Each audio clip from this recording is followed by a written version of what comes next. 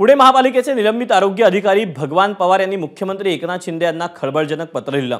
या पत्रातून निलंबित आरोग्य अधिकारी भगवान पवार यांनी मंत्र्यांवर आरोप केले।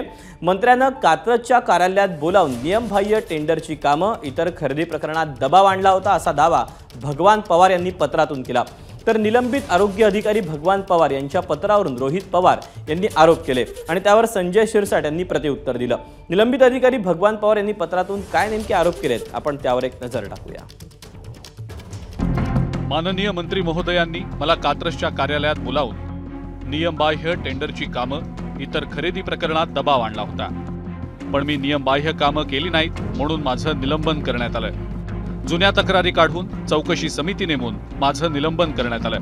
मंत्री महोदयांच्या दबावामुळे माझं निलंबन करण्यात आलं। एबीपी माझा, उघडा डोळे बघा नीट।